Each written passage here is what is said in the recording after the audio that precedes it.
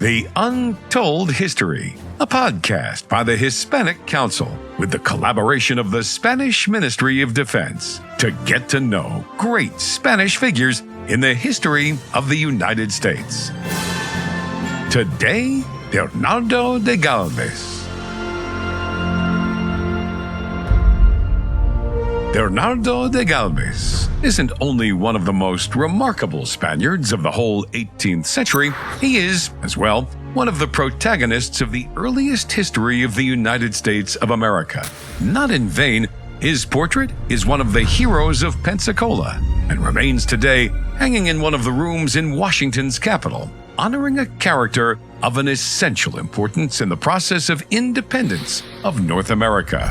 Bernardo was born in Marcharabia, a town in the province of Malaga, the 23rd of July, 1746, and was the son of Matias Galvez, Lieutenant General and Viceroy of New Spain. Thus, military life, palatial environments, and overseas Spain were tremendously familiar to Bernardo. It is quite possible that this was the reason why, at a very young age, he chose to join the army. In 1762, when only 16 years old, he marched as a volunteer and as a lieutenant of infantry to the war against Portugal. Spain had arrived late to this conflict, the 7 Years' War, under the so-called family pacts with France, and the outcome for the country was not good at all. The Peace of Paris, signed in 1763, took Florida and the lands east of the Mississippi River from Spain in favor of England.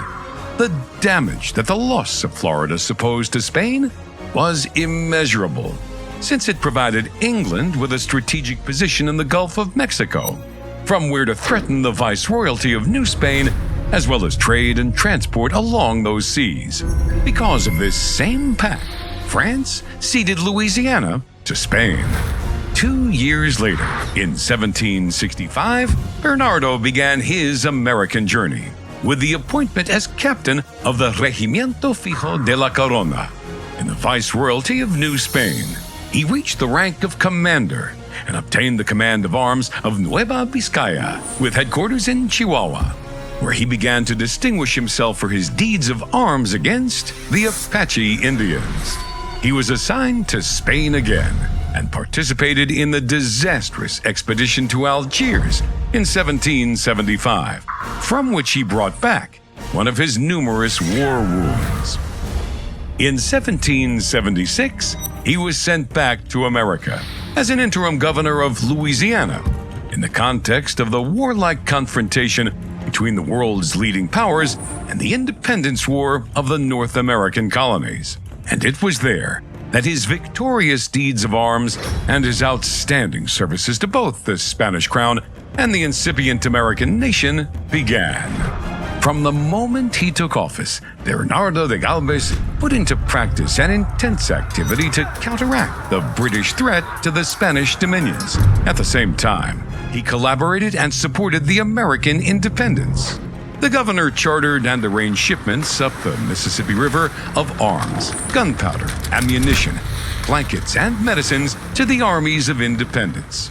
These reliefs were provided with an accurate strategic vision, as his intelligence services alerted him when it was necessary to make them more copious. Therefore, the pace and quantity increased every time a battle seemed imminent, as was the case with the massive shipment of all kinds of goods prior to the decisive Battle of Saratoga or the Battle of Fort Pitts, present-day Pittsburgh. Along with this logistical aid, Bernardo provided asylum and refuge to colonists fleeing British troops, becoming one of the most effective allies of the United States. George Washington himself repeatedly declared that Spain, and specifically Bernardo de Galvez, made a decisive contribution to the independence of the United States. All this military intelligence activity did not make our protagonist forget his administrative and governmental duties. Bernardo de Galvez promoted colonization, founded cities, and carefully cultivated relations with the Indians, whom he knew how to bring to a friendship and alliance with Spain. Bernardo's exemplary performance on all fronts ended with his appointment as governor, now in property, of Louisiana, just when the war front was becoming more threatening. Initially, Spain remained officially neutral in the independence conflict of the United States, but its contribution was too notorious to go unnoticed. And the truth is that it was approaching leaps and bounds toward an open confrontation with England.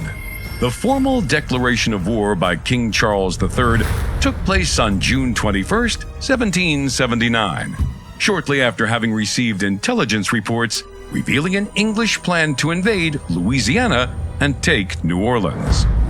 Already in command of the operations, Galvez chose not to wait for the English to attack. Rather, he decided to take the initiative and lead an offensive that would surprise the enemy in their ports and forts.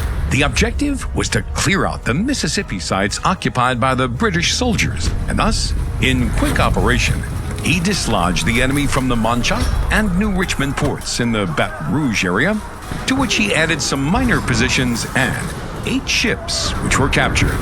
Galvez's sudden lightning war had taken effect and given Spain a substantial initial advantage, but logically, the British recomposed and prepared themselves to not be surprised once again. There remained the 2 largest and most important slices of the pie, the ones that would undoubtedly decide the war on American soil, Mobile and Pensacola.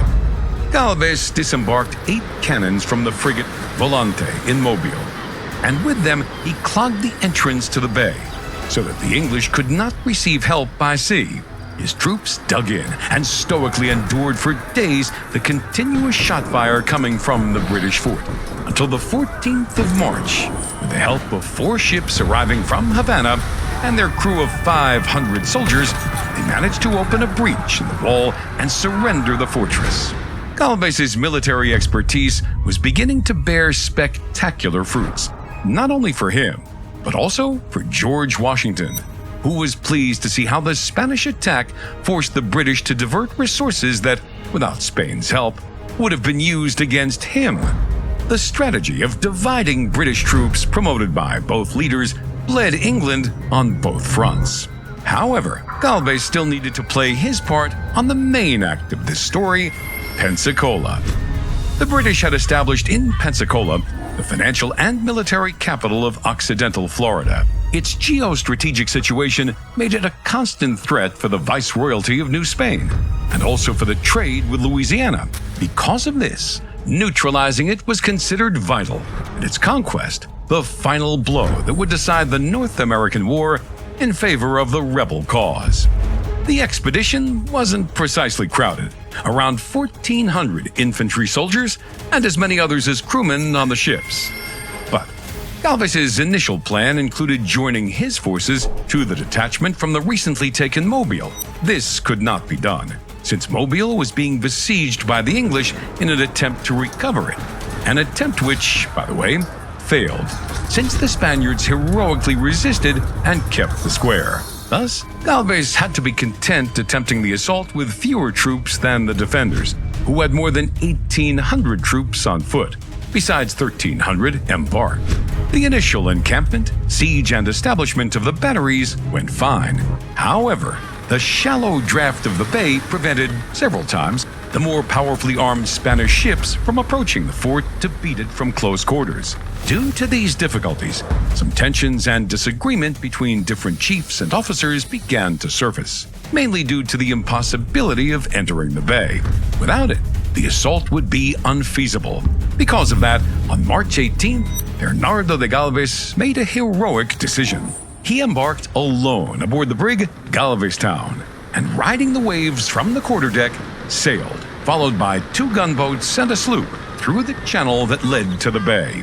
Under a hail of artillery lead, Galvez managed to penetrate the Gulf, even sending salute salvos to the defenders before returning fire. Those protocol salvos made it clear to the English and Spaniards who was on board, as they were the usual and customary ones to announce the highest authority of a troop. That example provided the Spanish troops and their superiors a leader to believe in, and the spur that would fuel their faith in the achievement of the enterprise. The fight for the plaza had lasted 2 months, but it was finally taken. The fall of Pensacola was a great loss for the British, and that lost their last possession in the Gulf of Mexico, and perhaps worst of all, saw how the distraction was used by the North American colonists to reach huge advantages in the War for Independence. Galvez had triumphed at the price of 2 wounds that never stopped him from directing operations. Subsequently, King Charles III added to his coat of arms an image of the brig Galvestown, under the motto, "I alone," in memory of its bold entry into Pensacola Bay. In 2014, the United States Senate gave Galvez the title of Honorable Citizen, and in 2018, an equestrian statue of him was erected in the city of Pensacola, honoring this forgotten Spaniard whose contribution was decisive to the independence of the United States.